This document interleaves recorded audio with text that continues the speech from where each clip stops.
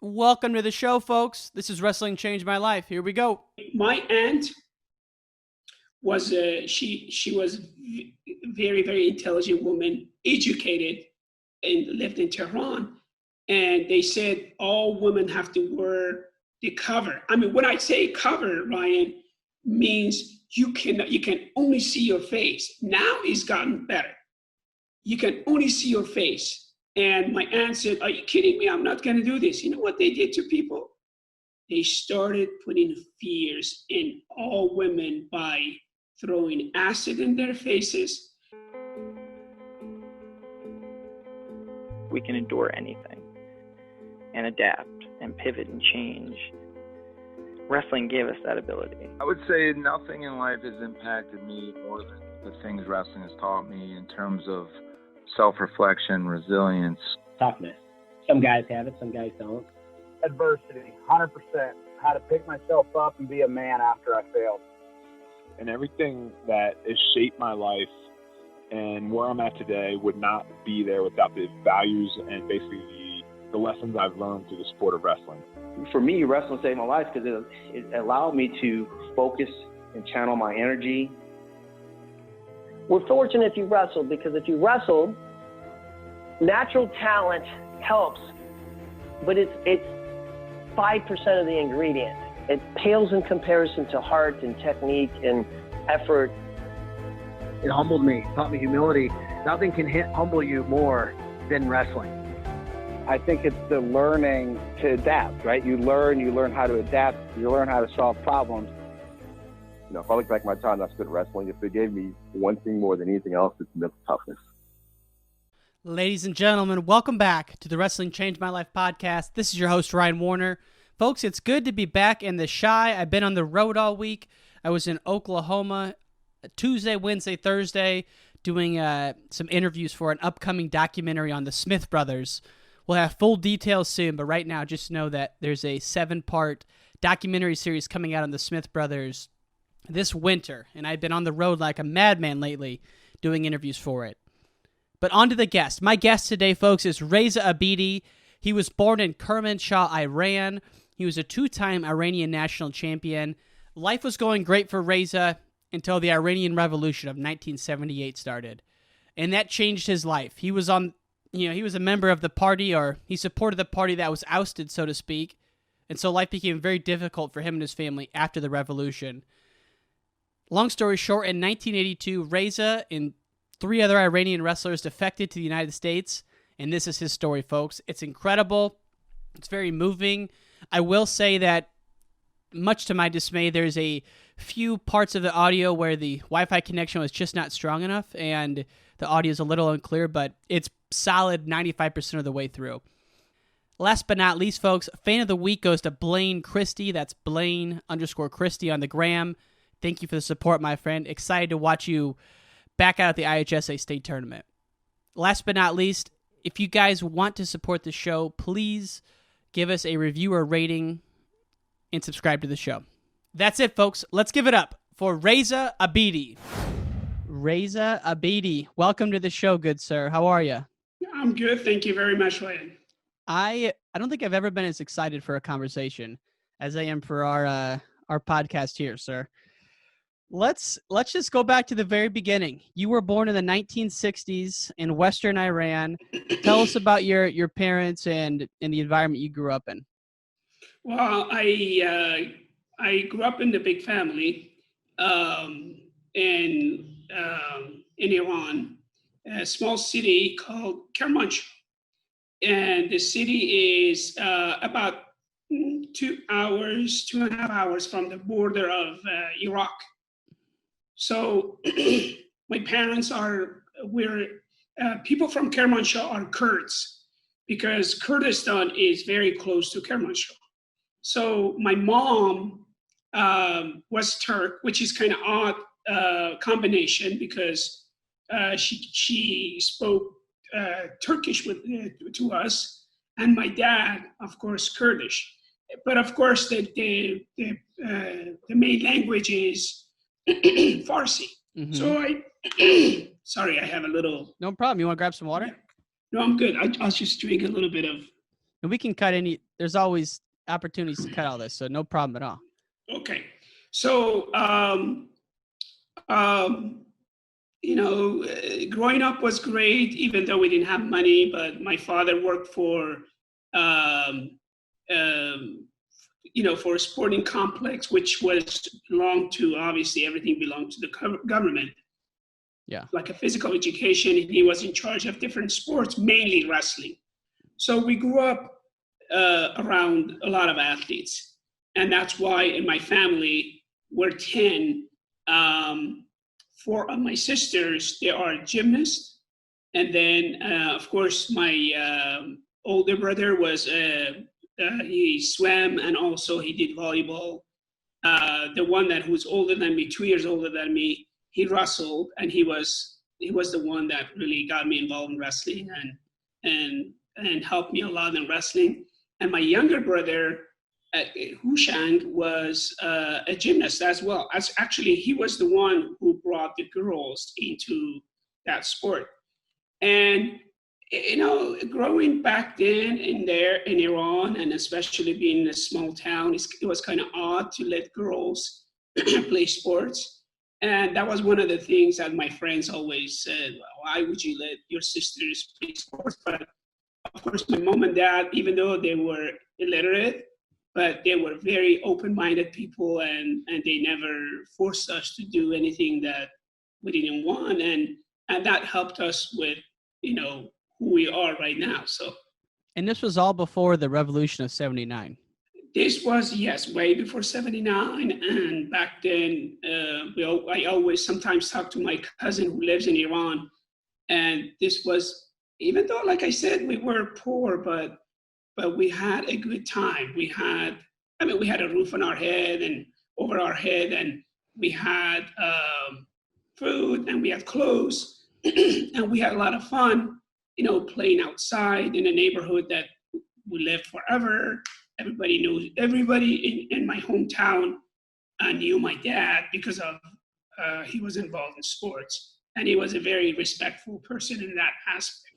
So, and what was the culture like in terms of, before the Revolution of '79? Was it, like religious freedom and people were more free to do what they wanted, or was it still fairly strict in the sense of public outspeak and so forth? No, when I look back now, I think the country was really good. I mean, obviously, there was some sort of corruption in the government, because if you knew someone, then you could get a job or go to university. But as far as other things, like other religions, people pretty much, they were free. If you wanted to go to mosque and pray, or in my hometown we didn't have a church, but other towns that, like, Tehran, I'm sure they had places like that. And we had some people like Kurds. Obviously, there are, because we grew up as Shia, because the Muslim has 2 branches, Shia and Sunni, and there was not much of discrimination between those. And I didn't personally feel it at all. So life was good. I mean, I didn't see any huge impact on that area. And I understand you and your family, sometimes you and your brothers would sleep on the roof in the summer if it was too hot back in the day. It was a cultural thing, because first of all, it was cooler and it was fun. My dad made a humongous bed that summertime we would put it up, and then we had a little, like a net over it, and we would crawl up. I mean, we were kids. I mean, imagine you don't let kids crawl up the ladders that it wasn't even sturdy, but we would get up and sit there and, talk. I mean, we had a lot of time to play and talk, and I think that is part of the reason I'm so close to my siblings, because of, we had that kind of childhood. Yeah, 10 siblings growing up. Yes. That's did you have electricity? We did. I remember I told this to Kristen Orloff. I remember the first time we had TV, and she asked me, "How did you remember when it was?" I said, "Because Muhammad Ali was fighting George Foreman." Wow. And that's how I knew. Because and then the damn TV wasn't working, and I had to go on the roof and move the antenna. We were so excited. It was a black and white TV. So, but we didn't have a refrigerator growing up till later on, and washer and dryer, none of these. And my mom and my sisters always washed everything outside by hand. And imagine, remember, my hometown is almost, you can compare it to Iowa. Wintertime is super cold and snows, and then summertime is muggy and pretty hot. So so we had we had electricity the whole time. Well, during the war we didn't have that much of that, but we did have electricity. But some of the things that I tell my students that you take it for granted, and they don't understand not having a refrigerator. I go, how did you keep the stuff? Well, we got everything fresh every day, and we had a basement. The basement was cool in the summertime, so it was good. But we never thought about it that way. But it was still good. I love hearing about that, because it sounds like an enjoyable struggle, and everyone's going through it together. Yeah, everybody, like I said, we had TV, and since we had, and people say, how did you only have 2 hours of TV a day? The network only worked 2 hours a day, because obviously it was new, and it was black and white. And we had our neighbors, because our neighbors didn't have a TV. They would come and watch TV, and we had like 20 kids in our living room watching like cartoon or something. So it was crazy. How big of a hero was Muhammad Ali to see him on TV back then?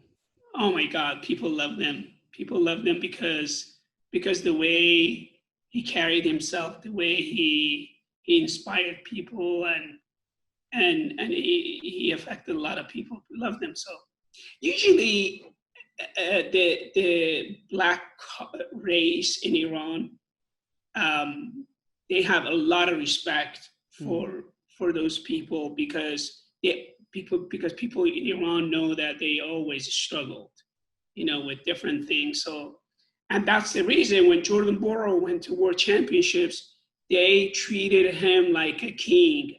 I mean, till this day, if you get a chance, talk to that guy and say, tell me about the experience when he went to Iran.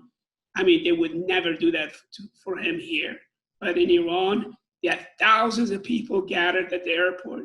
They gave him flowers and gifts, and he loved it when he went to Iran and competed at World Cup. They love him that much there. Yes. It's just, people love athletes regardless of their, wherever they're from. And that's why, these guys go to Iran and they, you're from, especially the American wrestlers. I think they have, Iranian wrestlers, they have a really a good connection between American wrestlers and Iranian wrestlers, because they're really cool. I mean, when you meet, all these American wrestlers, that top-notch one, they are great guys. So yeah, it's cool to see it transcend borders. It's certainly relevant now during our time. But going back to your childhood, so once you got involved with wrestling, you mentioned your dad was the coach. Is it something where the Iranian government had a structured program to bring kids up, or was it individualized? Each town had their own club and team. Well, everything was through a club. For example, in my high school, we had one PE teacher for 1,500 students, and the guy would sit in the office and drink tea, and we were out playing the sports, playing volleyball, basketball, whatever it was.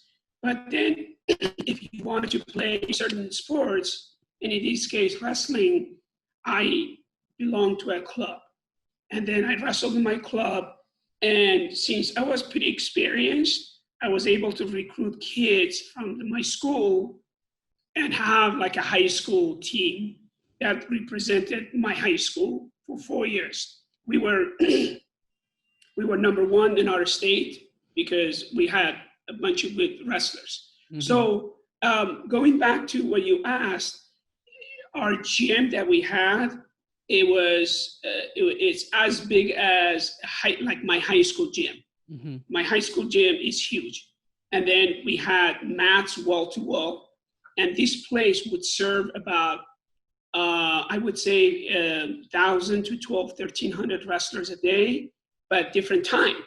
For example, between 8 o'clock to 10 o'clock, a group, another 10 o'clock to 12 o'clock. So they had, but each time you had probably 150 kids there, wrestling. And then, of course, you had different coaches. And if you wanted to be the best, then you would join the group between 4 and 6. That was the best wrestlers that they would come and wrestle. Say sometimes, I just needed to get a good workout.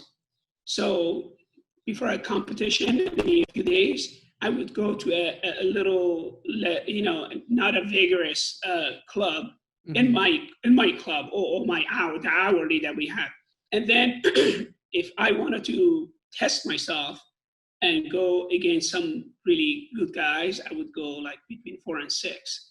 And it's crazy that there were a lot of different clubs in my hometown, and we served a lot of wrestlers. And my hometown back then was one of the best, I would say top 3 or 5 in nation in Iran. Wow. Yeah. So you would have multiple clubs using the same gym throughout the day? Well, it was the same club, say Dana Point Wrestling Club, but it belonged to us and we used the gym. And then say another club, they had their own gym and they had, 1,800, 500 wrestlers wrestling there. Then they have obviously beginners and intermediate and then advanced that they have different hours. That's so many kids. That's amazing. Yeah, it's so crazy that because, and then it's another part that we did, say we had parties, like birthdays, not birthdays, we had like gathering in my house. A lot of times, since we had access to the wrestling room, my uncles would make me wrestle with my brothers because they loved it. We would go in a wrestling room and wrestle. So for fun, you were in the park and you would see friends, they're just messing around and wrestling. And there was no shame to it. Like here, you do it, they go, oh, what are they doing? But over there, they do it all the time. So it's no big deal. Is wrestling as big as soccer in Iran? It's as big, but soccer's a little bit bigger? A little bigger, but the respect that they give to wrestlers, it's different than soccer. Because wrestlers, they're warriors. They when they say something, they mean it. So they look at you as a different breed of athlete than other sports. And that's why when you're in the street, and you have a cauliflower ear, all of a sudden people look at you differently. Some of these wrestlers that they really, they were world champions, Olympic champions. My gosh, if these guys go somewhere, they would not let them pay for their food. Because people go, I am not going to let you pay for your food because I don't think soccer players get the same respect as us. But they're still obviously great athletes, but they look at wrestling totally different. So if like Ali, Reza Abedi or Yazdani Charati go into a restaurant, those people, everyone knows who they are? Oh my God, they would shake their hands, they would kiss their hands, they would kiss their faces. No, it's like they know. It's like I said, you get a different. People look at you completely different. You can. It's crazy that when you see people when you go places and they're famous and they come in. And I remember when I was in Air Force, I had 7 great wrestlers from Iran came to visit me. You should have seen that base. That base went crazy. My officer, who thought I was kind of, because sometimes they go, "Oh, you're from Kermanshah, and this is because you're not from Tehran." They look at you a little differently. But when these guys came in, it was like amazing. And all these officers, they wanted to shake their hands and talk to them and invite them to drink tea. And so it's a different world when you're a top-notch wrestler and walk around in Iran. Wow, that sounds awesome. Now, I'm particularly interested in the youth development because I've had a number of guests on who grew up in Ukraine or the Soviet Union, and they talk about how different the youth training was there compared to the United States. And so if you can think back to when you were 10 or 11, how many times a week were you practicing, and how different or similar is it to youth wrestling in the United States? Well, it was a lot different because we practiced 6 times a week, about 2 hours every time. But like I said, our coaches, we would, we never lifted weights, at least back then, but now obviously it's different. People are looking at a different aspect or different way of training. But back then, we did a lot of calisthenic stuff, and we went to the mountains as a group, and we would be climbing up the mountains, coming down, doing pull-ups, push-ups, sit-ups. Some of the training that we did, it was, since we didn't have access to weights, like we would be literally going out in the middle of nowhere, pushing a Jeep, putting a 10-year-old kid behind the wheel and pushing the Jeep for 2 miles, or running against the stream up to the knee for 3 or 4 miles. So the training that we did, and then we would do after practice every day, we would do 40 minutes of doing pull-ups, push-ups. I mean, we would do, people don't, sometimes they think I'm kidding, but we would do 1,000 squats nonstop. Bodyweight squats. How many for real do you think in a row? 500 or more than that? No, we would do always 500 or more, In one go, or it breaks in between? No, we never stopped. Because it was and then when you're training with these guys, you can't stop, because then they're gonna look at you, oh, you're a wimp.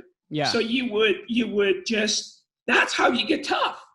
I think that's the reason Iranians are harder to get taken down, because their legs are, and then we would have someone grab our legs for 10 minutes, try to take us down. Yeah. And your job was only try to maintain balance, and these are the things that you do during training, and beside obviously working out, wrestling. For example, when I'm with my kids, I ask them to go, they go 1 minute, and then we go round robin. But over there, sometimes I would be in the middle and wrestling with 3-4 guys for half hour, 40 minutes straight. And then you do jump rope, 2,000 jump rope. So nonstop. And you mentioned when you were up in the tacky Boston Mountains, I know I'm butchering that name, but the mountain range you had mentioned, you said you literally ran upstream in the water. That's how they knew when we ran up the mountain. People knew we were wrestlers, because wrestlers only could do those things. We would run up because we wanted to obviously train our legs, conditioning, and then running down. Normal person would take in a pretty good shape, take about an hour to get up and down. We would do it in 25 minutes, 30 minutes. And then coming down, and then we're doing all these, push-ups and pull-ups on the trees. And so the training was pretty rigorous when it came to training. I mean, imagine running uphill, running up a river with the current. That is... that is just And then of course we had some rivers that it would come up all the way up to our knees, and we would be running, and that's how your legs get so strong. And when somebody is touching it, it's hard to get you down when you get a single leg from you or double leg. So you're going to be able to maneuver and get out of it. And what about competitions? Were you doing a lot of matches when you were in elementary school? See, this is the thing that I wish I could change in America. No, we didn't. We competed, maybe 3 times a year. We did not compete like here we do with my high school. We compete pretty much every weekend. And I'm a firm believer that a competition is hard on your body because you have to lose weight, you have to be on weight and all that. But when you get ready, we got ready for when I was in high school, we get ready to compete in state championship, which wasn't a big deal. You win that, then you're part of the team for state of Kermanshah, and you represent the team to go to national, and then you go to nationals. And then, of course, in high school in Iran, you can go to nationals in high school. It's so stinking tough because you may be wrestling the world champion because you don't know. I mean, all those guys that you wrestle from other states, it could be world champion, their age group, or maybe even because they wrestle all the way to 18, maybe even some open senior world champions that you're going to have there. So competition, not a lot of competition. Mainly a lot of training. Every guest I've had on who grew up outside the United States all says the same, that they didn't compete that much. And a lot of the folks who are from Dagestan, they say that they didn't even drill that much. Like the U.S. drills a lot more. And I always wonder, how do they get so good if they're not drilling? You would think you'd have to drill more, but they always say they didn't drill as much. It was more play wrestling. Well, I don't know Iran, about that. Did you drill a lot in Iran? We did. Yeah. We always we did a warm-up, pretty good warm-up. And now I see in America, they're doing our warm-up that we used to do. Talk to me about it. What was it? Well, like in my high school, I changed it because kids come in and sit down and try to stretch. But it's always nice to, with movement, warm yourself up. As you're moving your shoulders, your neck, your back, your lower back, your ankles, and every part of your body. By the time you're drenching sweat, by the time you're done with like 15 minutes of warm-up, and then you're ready to drill. You drill, but see, the drilling is so intense that, again, I wish my kids would do that, because then you don't get hurt. When you drill hard like that, you still go through all motion without that. Then you have, you kind of go for 20 minutes. Depends on, obviously, if it's close, the competition is less, but you go through 3 guys, fresh guys. I wrestle with you for maybe 10 minutes. I get you tired. Another fresh body gets on me. I wrestle with that person. And that's how you do it. And then you finish with more calisthenic stuff to finish your day. Wow. So you guys were similar structure, but to your point, the calisthenics and the calisthenics were heavily focused in the competitions, not as much. And so This is kind of your life growing up, right? Things are going, in your world, things are great. How old are you in 1979? Well, I'm 60 now, so 1979 is what? Okay.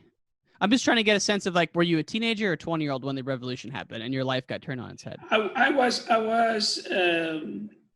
a teenager when that revolution happened. I still, because they closed all schools.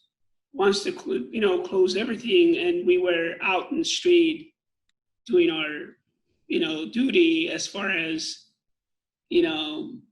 causing trouble for the government because we wanted the government to kind of leave the country so we could have a better, obviously, moderate a government who could help us with, because obviously, as you know, Iran is a rich country, but Shah was doing a good job. Now I can see it in a different perspective, but he was doing a good job, but I guess we wanted more. Yeah. But, then we hear, nobody would say anything against Shah, and all of a sudden we heard a guy that I never knew, Ayatollah Khomeini, was completely talking trash about Shah, and we thought, wow, who is this guy that he has guts to do this? And that's how we were attracted to him, because obviously he was telling us a bunch of lies, and that's how, we didn't know it back then. We thought we're gonna have freedom for everyone. Doesn't matter who you are, whether you're Muslim, Jews, Christian, whatever. But if you are lefty, whatever. But obviously that wasn't the case, and he completely deceived us. So. And for people who aren't as familiar with the situation, so from like the 40s through 1979, the Shah was in power, and he was propped up by the U.S. Was it still a Muslim, an Islamic government, or was that not as important? Yes. It was. Okay. No. Because Shah knew that, like my mother was, obviously she always covered herself because of religion, and but she was pretty moderate. She was pretty moderate. I would even think that she was pretty, even though she covered, she did the normal ritual stuff, praying on all the stuff, but she had a very open-minded person. Mm-hmm. But the group that came in, we didn't know it back then, but they pretty much fanatic, zealot, a group of people. And we didn't know that. We thought, once they come in, the freedom is for everyone. But at least Shah was pretty much, he would let everybody do whatever they were doing. Yeah. Freedom of course he had his faults as well, but not so much like them. Did women have rights after the revolution? Yes. No. After the revolution, I'm telling you, revolution happened 6 months later. I didn't know the word communism and socialism. I heard, but I didn't know it truly what it was. But then I heard these people were saying, oh, that guy is communist. That guy is very lefty, and he reads things about Marx and Lenin and things like that. And I'm going, what's going on? What's wrong with being communist? And I'm trying to read stuff, and then all of a sudden they banned it, all lefty books, and you couldn't read things to kind of make you more intelligent as far as figuring out what's going on in the world. So they basically wanted to keep everyone in dark.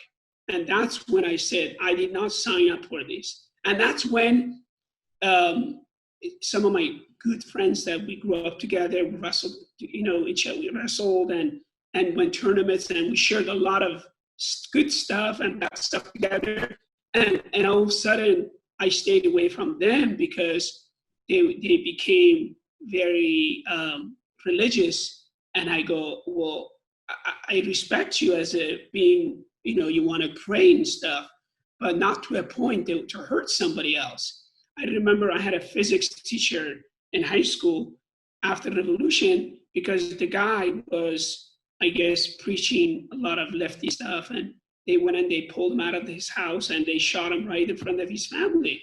So I'm going, we didn't go through this revolution to see people get hurt like this. Everyone should. We thought everyone is going to get a check from, and that's what I told my dad. I said, yeah, you don't know, you're old. We're going to be getting every month we're going to get a check for oil. because we're pretty rich. My dad said, no, you cannot trust mullah. They can completely, we refer to them as cats because you can do the best thing for them and all of a sudden it's going to turn around and scratch you. And they're the same way. So, and exactly the same thing happened. Exactly the same thing happened. Once they got into power, they started massacring, killing people. I mean, finding people. Oh yeah, you're not with us. We're gonna kill you. It wasn't. At least Shah would kill only the leaders. Only. I mean, if you had, you would be talking about the government. They would talk to you, or they would put you in prison, and then they would let you go. But these guys, they wouldn't mess around. They would just come and get you and take you and shoot you. But So what if you had said to them, "I don't believe in the teachings of Islam"? Oh, you couldn't. That was unheard of. No. You would back then. I mean, now you can say stuff. But back then they were so strict, and they had absolute power to kill anybody. So that had to be one of the biggest turning points of your life, outside of when you escaped, obviously, which we're going to get to that. But well, when the revolution happened at the beginning, we thought it was awesome. We were so excited. But then shortly after, I found out that it's not for me because this is stupid. What we did was wrong, and they abused us, and they lied to us. And then even Khomeini said, I'm a religious man. I don't know anything about politics. As soon as I get to Iran, I'm going to go to Rome. Rome is a holy city in Iran, and a lot of mullahs go there and study. I don't know. He went and he took over Shah's palace in Tehran. And he was the one that conducting all these killing and telling people that only you have to cover yourself. I mean, my aunt was she was very, very intelligent woman, educated, and lived in Tehran. And they said all women have to wear the cover. I mean, when I say cover, Ryan, means you can only see your face. Now it's gotten better. You can only see your face. And my aunt said, are you kidding me? I'm not going to do this. You know what they did to people?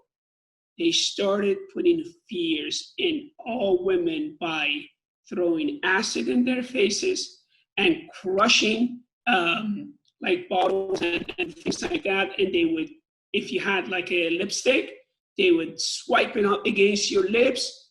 And once they did this to a bunch of women, guess what happened to the other women? They said, oh, whoa, we're gonna cover ourselves because. So this is how I always tell people, fear controls people. Once you put fears in them, and that's what they did. They put the fear in us, and that's how they controlled us. Incredible. It's hard to even comprehend how impactful and how big of a change that must have been in your life. What happened to your wrestling career? Were you still wrestling at this point, still going to school? Well, the wrestling during Revolution for about until after Revolution, everything was shut down because of people would attack buildings, mainly obviously the government buildings, and lit them on fire and things like that.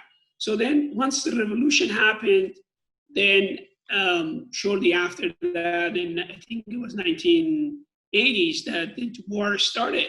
And that's when they started recruiting young people to join, like different military, Air Force or Khomeini's Guard or Marines or whatever. So then we were able to go back to our regular life, but it was still very limited. So our gym was open, but we would only practice during the day, and everyone had to go home before dark because we had to cover our windows completely, especially my hometown, because we were so close to Iraq and we could get bombed, which we did get bombed during the day and sometimes at night, but so everyone would stay home. So we still practiced, but it wasn't as rigorous as before, as fun as before, because like my sisters, they wouldn't let them, they would not let a male coach the girls. You have to be a girl coach to coach the girls. Was your dad still coaching or no? My dad still worked for the organization for our hometown at that time, still was. And but another thing that I forgot to tell you, my sisters and my mom never saw me in action wrestling because they never let women, come in a gym, watch men wrestle. Or at least other sports, like maybe soccer, they would. During Shah, obviously people could, but when Khomeini came in, everything was very, very restricted.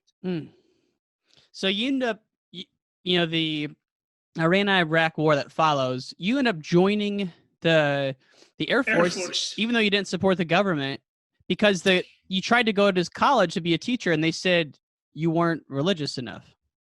So what happened, all universities, you have to be, one of the things that they ask you in the interview, you have to be religious. But I guess when I passed all the testing to get in a physical education university in my hometown, which would have been great, I came after a guy who was a world champion. I took second in my class. And, with testing, whether it was a practical test, which was you had to do a lot of different activities. And then, of course, you have to do a written test. And then the last thing was you had to talk to this mullah.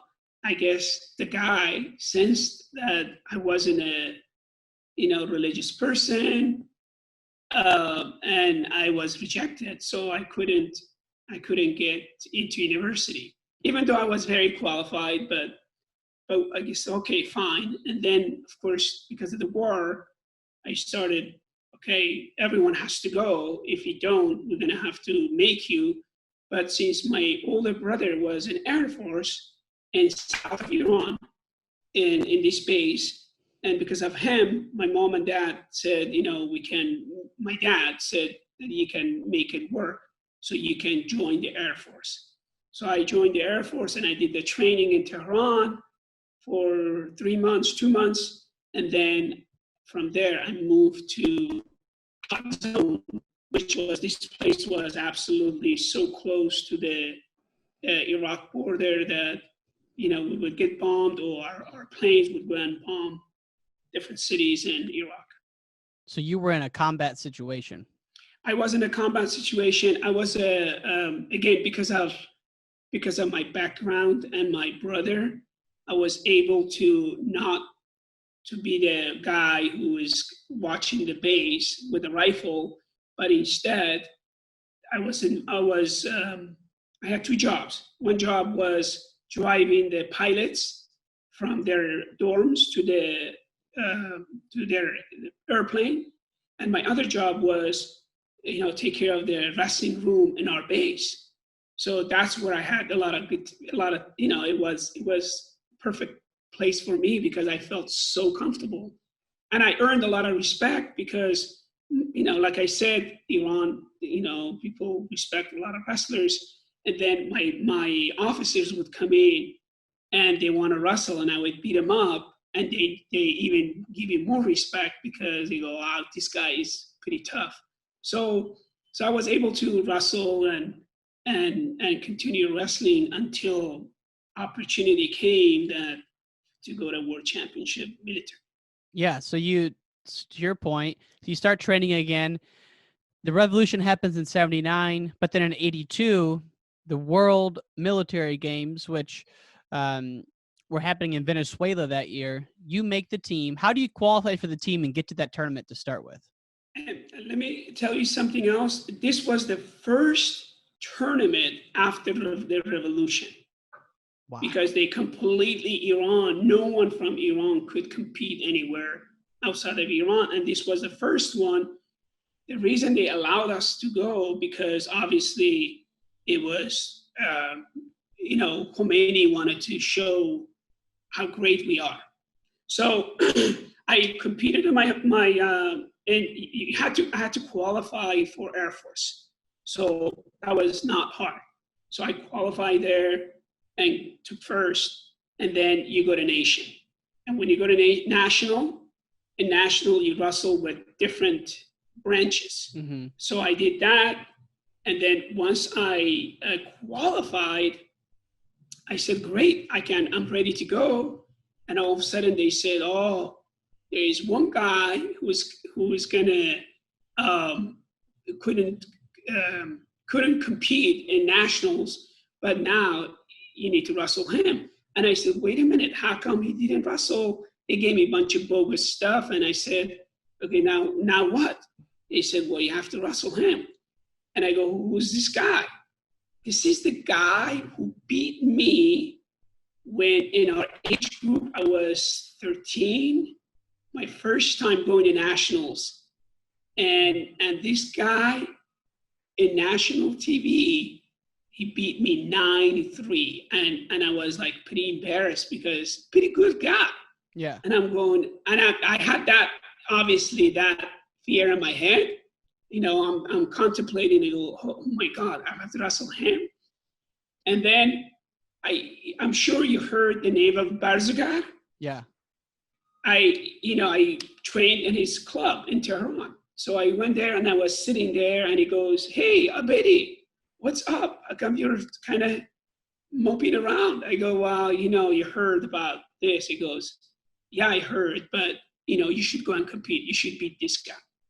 So I went in and we had to wrestle. We weighed in 57 kilos, which was 125 and a half.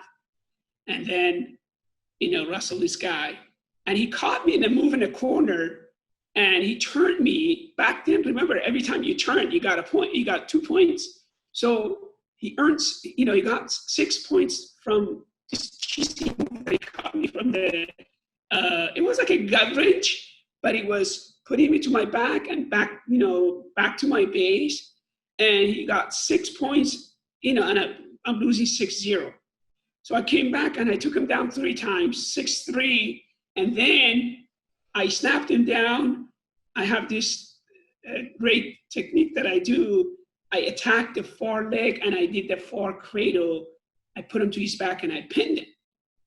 And the committee said it was a fluke because I was losing. I go, well, this is a sport. This is how it is. But unfortunately, my coach couldn't say anything because he was a military guy. And these guys were all top-notch religious people. So they said, you have to wrestle again. I wrestled that guy again. I beat him pretty good. And then they said, you have to wrestle him a 3rd time. But this has never happened in Iran. In Iran, it's not like here, mini tournament, you go, like a 3 out of 5. They never do this. You always, once you go to that camp, if you have to wrestle someone, you wrestle them 1 time and that's it. So the last time I wanted to wrestle him, I almost wanted to just say, forget it. I am not going to wrestle. I'm just going to go back to Kermanshah. So I was back in practice with Barzagar. And then he goes, listen, you can beat this guy. I heard he has trouble with meniscus. So you should be attacking that leg as much as you can, so get him tired. And that's what I did. I attacked that leg. I couldn't take him down. I attacked that leg, and it got to a point that I was able to take him down easily. And it got to a point that when I was on top of him, he wasn't even moving. So I ended up winning, and they said, okay, now you can bring your picture and you can join the team on Monday for training to get ready to go to World Championship Military in Caracas, Venezuela. And did you know at that point that you were going to defect? Oh, for sure. Because I knew, because we didn't have money. A lot of people with money left Iran. and we did not have, $20,000 to go to somewhere else, and it was just unknown stuff that I couldn't do. And at that time, my younger brother was in prison. He must have been 14 years old, and the reason they put him in prison because someone said that my brother was selling books because the books were lefty. Jeez. And they put him in jail, and poor guy, they did so many bad things to him. He was in jail for 12, 13 months, but then he was in jail.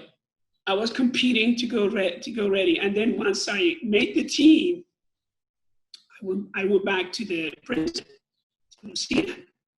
So I'm getting kind of choked up. That's okay.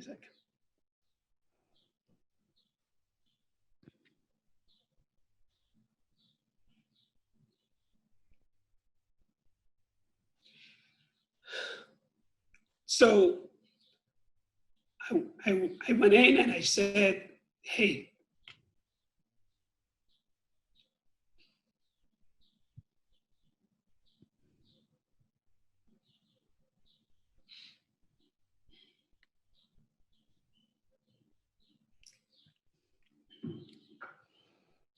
I told them that I was going to leave.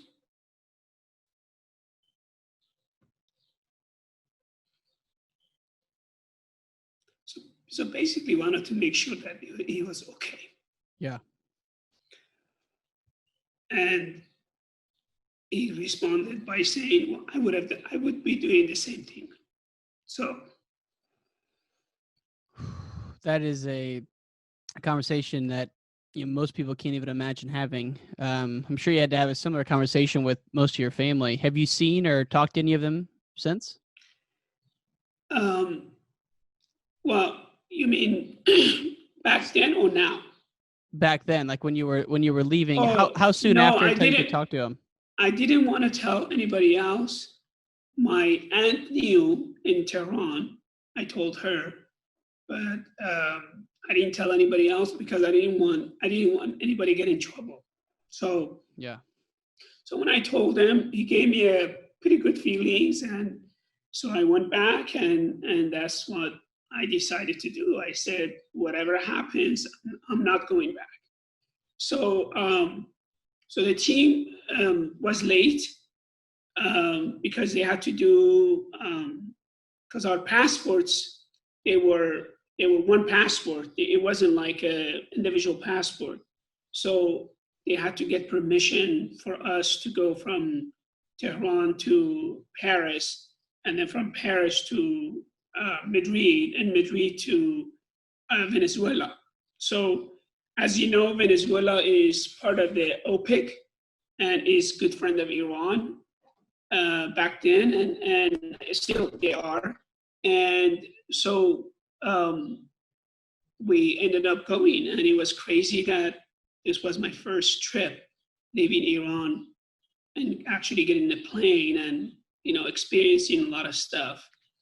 I was overweight, so I couldn't eat and drink anything. That was my first time ever I saw a Coca-Cola in can. I've seen it in bottle, but I've never seen it in can. And I'm like making, as you know, when you cut weight, you always make plans of, okay, these are the things that I'm going to eat and drink after making weight. So we made it to Caracas, and there were 20 of us, 10 wrestlers for Greco, 10 wrestlers for freestyle.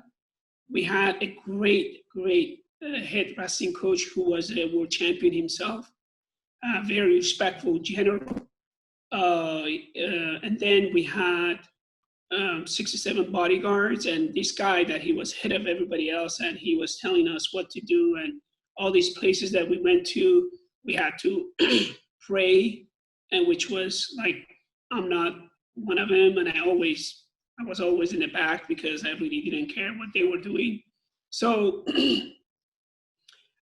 when we arrived to Caracas, the airport was near to the water, and when we got out, it was very tropical, and it was hard for me to breathe. And I'm going, oh gosh, how am I supposed to cut the weight? I was still over about less than a kilo, which is like 2.2 pounds. So my coach, they decided to take us to a sauna. We went to a sauna, made weight, and then we had to weigh in the next day at 10 a.m. They kept the Iranian wrestlers, all of us, in a military base. All the other teams, like American, Italians, and French, and all these teams, they were staying in 5-star hotels, and we were in a military base bunk beds because they wanted to control, our, whatever we were doing, so they knew whether we're here and we're in bed instead of being in a hotel and who knows what's going to happen. So when you were in Paris, like, did you get to walk around Paris in between flights, or was it all strictly controlled? No, we did. And that was the thing that my first cultural shock, because this is 1982, revolution happened 79. And for all these years, you, like I said, all women, they had to wear, obviously I was getting older too, wearing only chador and then covering, and you never, TV is all controlled, everything is controlled. You don't see anything else.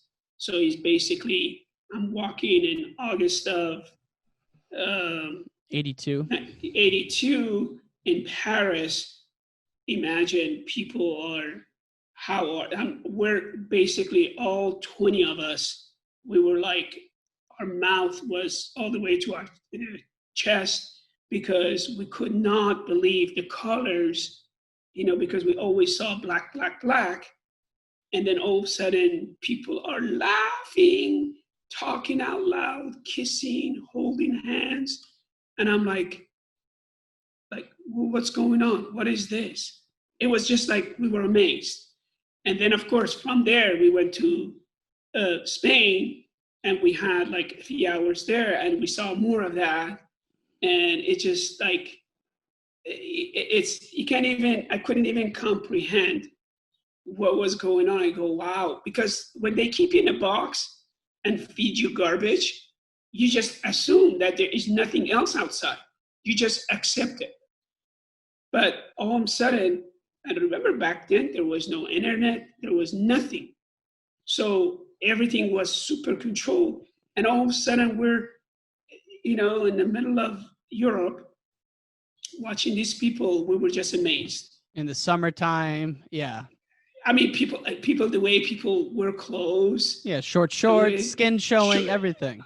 Everything. And we're like, we were young. We're like going crazy watching these people. And you just couldn't believe it. So were you, at that point, that had to solidify in your mind the decision that you were going to defect? Was there a risk of being caught defecting, or is it pretty much if you wanted to get away, you could? Obviously there were some risks, but in my mind, anything better than Iran. Anything. If I could live anywhere, it was better than Iran, because it was either, when I look back, I knew if I went back, two things had to happen. Either I just, follow their garbage and just be one of them, or I'm going to say something and I'm going to get thrown into prison or get killed.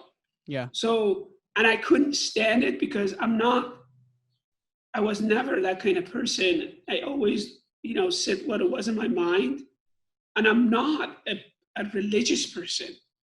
I couldn't act like, even for money, I couldn't act the way they were. It was not me.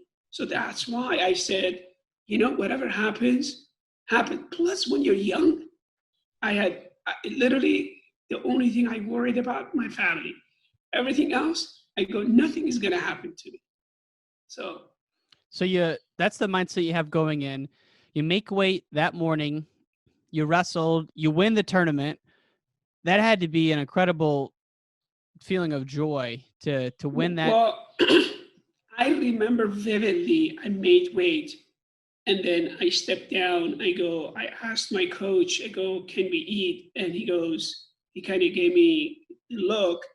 And the guy, the head of the bodyguard said, no, you cannot eat. We have to wait for an Iranian chef to come and cook because these people are foreigners and we don't want to eat their food. And I'm like, are you serious? I haven't had anything for the last 36 hours. And you're telling me that I have to wait. And while everyone else was doing their own thing, Ryan, I was going because there were other people in the cafeteria.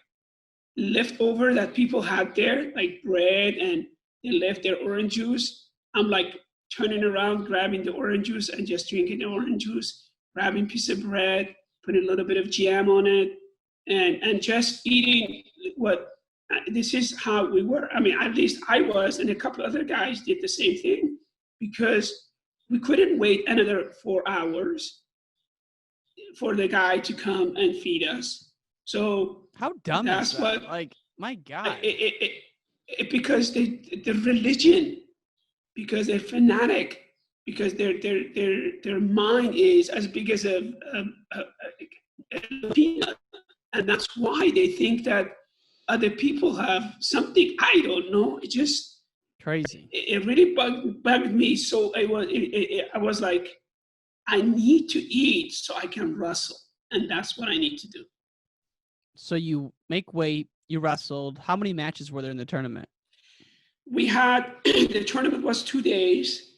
I won my first 4, and then I had to wrestle a American wrestler who was, he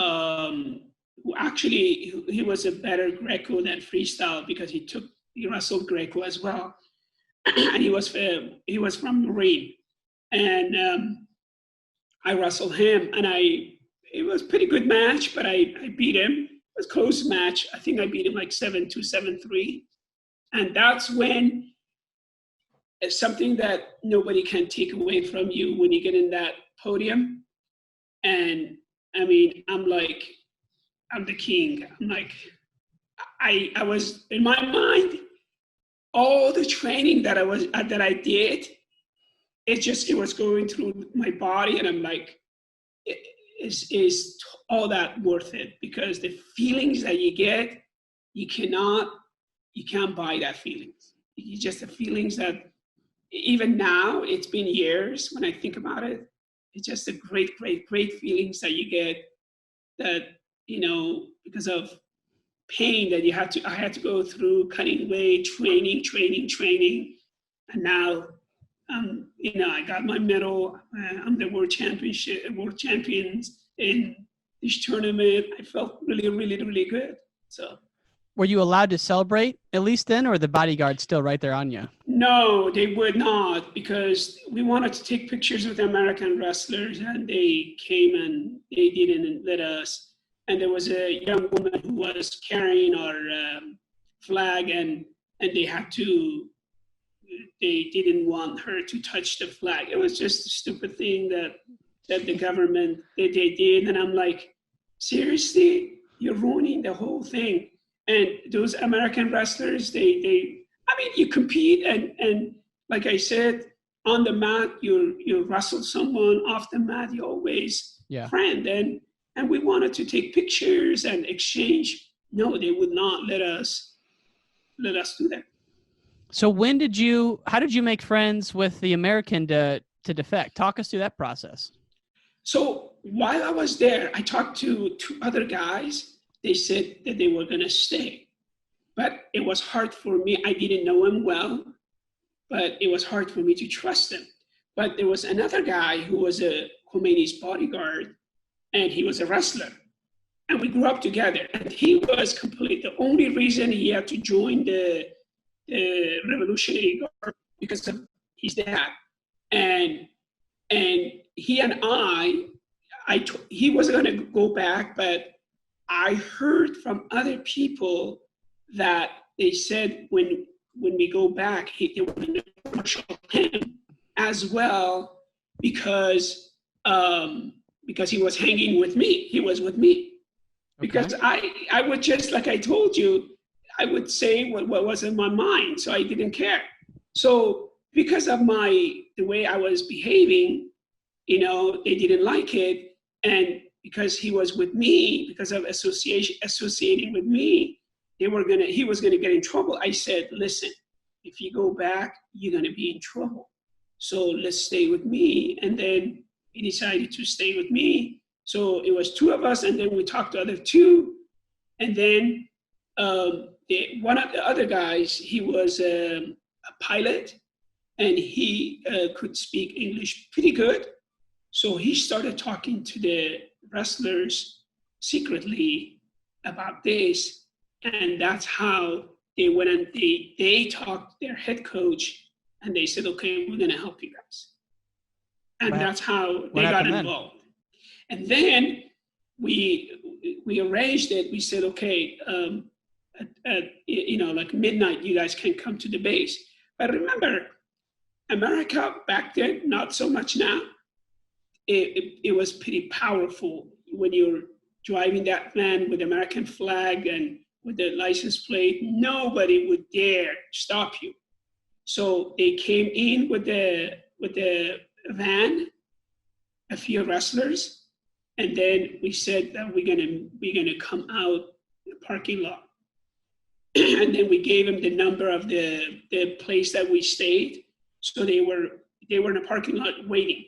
But unfortunately, we had these bars on the windows. So what we did, we were only be able to put our medals in our clothes and throw it from the fourth floor down to the bushes. And then one by one, we left the dorm, and the guard said, what are you doing? I said, the second floor, they had like a vending machine that you could get a little bit of like, chocolate or whatever.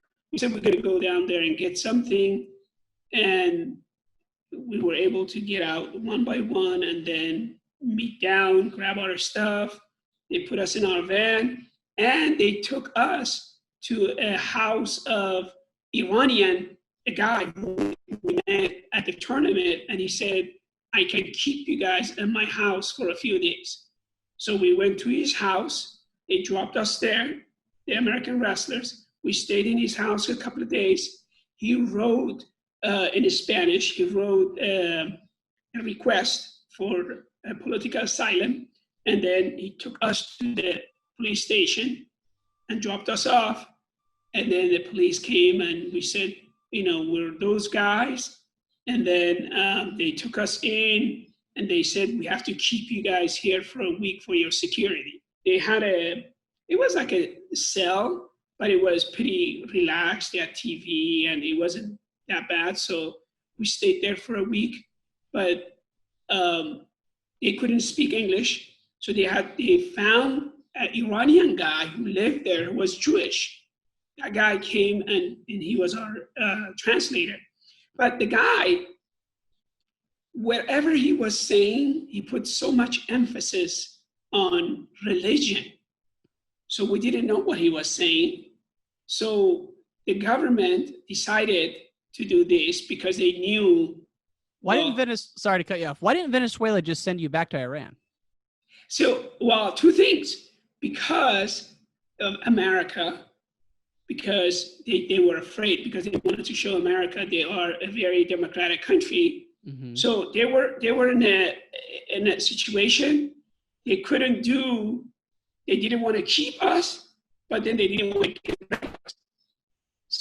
So they were like in that kind of situation. That's why they said, okay, we're going to give you guys 6 months to stay. After 6 months, you have to leave. So they gave us passports, and it was good for 6 months. And they said, after 6 months, you have to leave. And then after we left the police station, we were able to contact the head coach from Venezuela, because he was at the tournament too. So he said, okay, I am going to help you guys to become a Venezuelan citizen, so you guys can wrestle the following year at Pan Am Games. because he knew that we were top-notch wrestlers. So he paid from the Federation of Wrestling in Venezuela. He paid for a hotel. He got us a room in this hotel under the roof with 4 beds and shower, and we were able to, eat here and there at the hotel.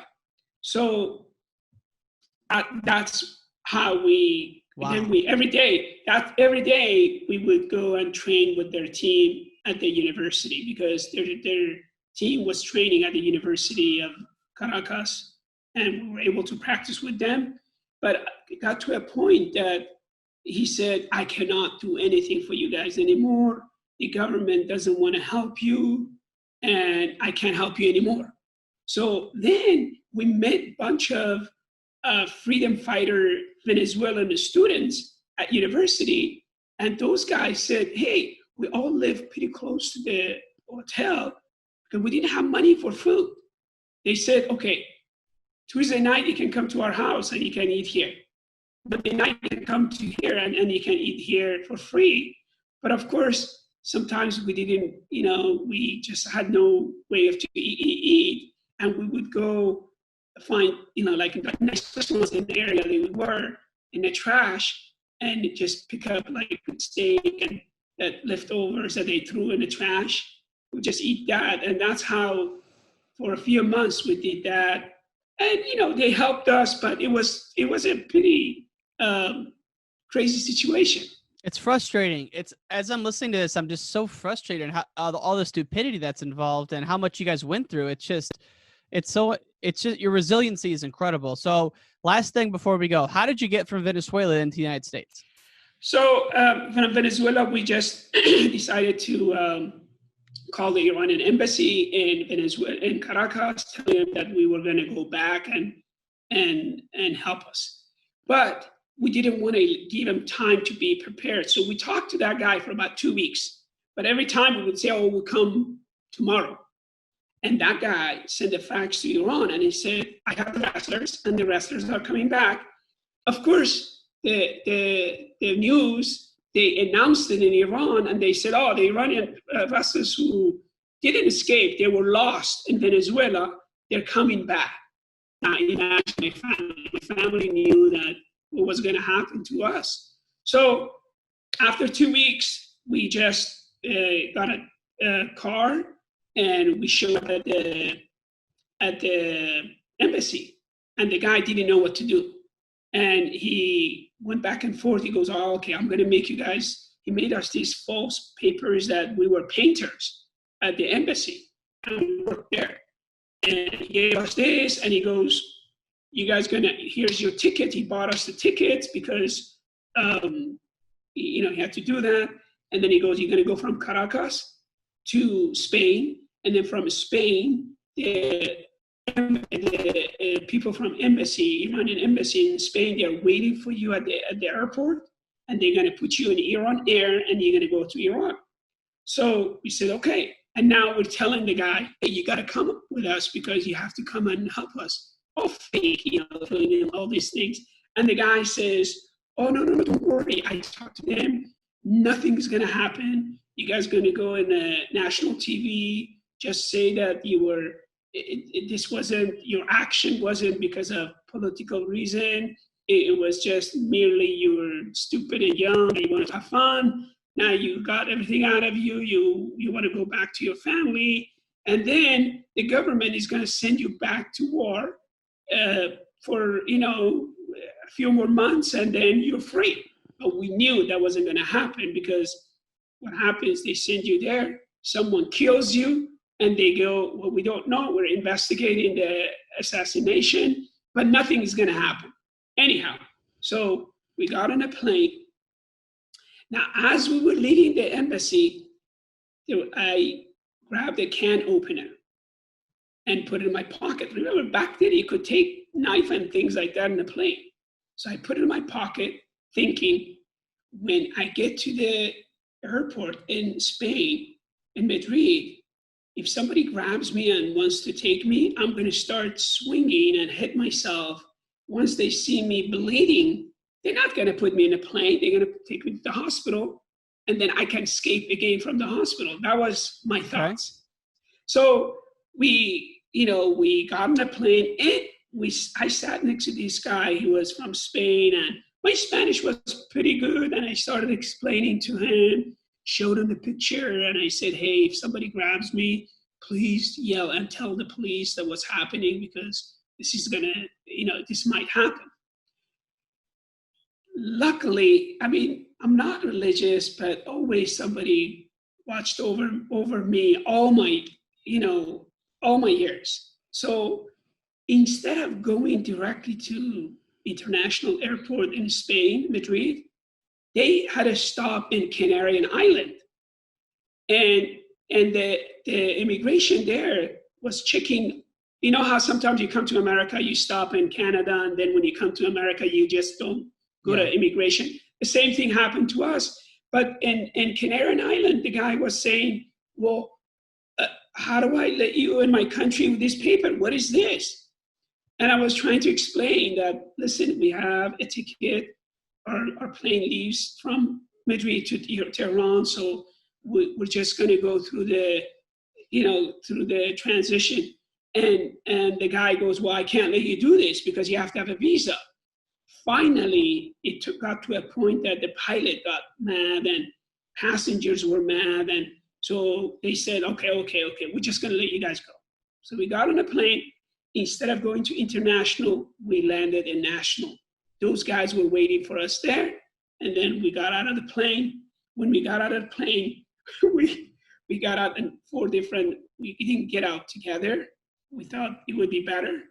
And then we said, let's meet in that first bathroom that we see. Once we got into the bathroom, you should have seen us throwing up, because Ryan, it's the matter of life and death. Because I felt it in my heart that if they catch me, I'm done. There's nothing nobody could do once they take me to Iran. So we stayed in the bathroom for a half hour. We left the bathroom. As we were looking around, we saw a guy who was selling newspaper, Mujahideen. This was back then, they were fighting against Khomeini. So we told the guy who we were, and the guy goes, no, you guys are lying, because those guys escaped in Venezuela. So we showed him our little ID, and the guy goes, wait. He went, and about 45 minutes later, 3 guys came with suits, Iranian, and they picked us up. They took us to their home, and they said, okay, we want you guys to support us and sponsor our organization. I wasn't political at all. I said, you know what? I do anything to stay safe. So that's what we did. They had a news media with different, like New York Times and local news and European news. And then we stayed in Spain for almost 2.5 years. How incredible was just the life in Spain? Were you eating food and drinking and having good times? It was the best time in Spain, because we started training.